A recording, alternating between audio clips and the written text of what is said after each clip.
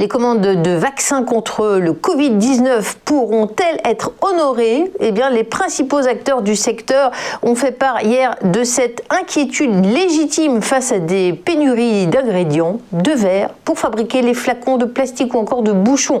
L'industrie pharmaceutique pense en effet produire 10 milliards de doses de vaccins cette année. C'est le double de la capacité de fabrication de 2019.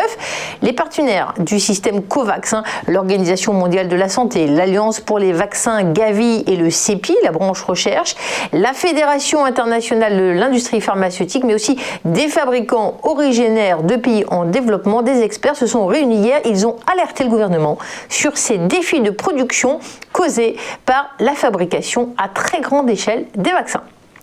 Covid toujours, l'île Maurice entame ce matin même un confinement national jusqu'au 25 mars pour la deuxième fois depuis l'apparition du Covid dans l'archipel de l'océan Indien il y a un an.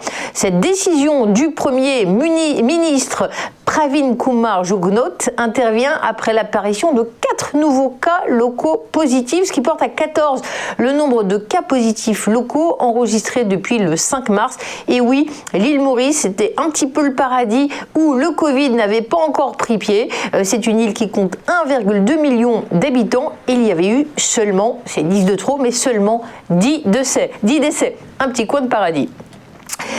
Cinéma, bien que les salles soient fermées depuis plusieurs mois en raison de la situation sanitaire liée au coronavirus, la cérémonie des Césars se tiendra vendredi prochain. Cette 46e édition sera présidée par l'acteur Roche Dizem, par Marina Foïs, qui sera la maîtresse de cérémonie. 4292 membres de l'Académie ont dû faire leur choix parmi 125 films qui ont réussi à sortir en salle l'année passée. On tourne une page de publicité et on aborde la séquence Chronodax. Restez avec nous.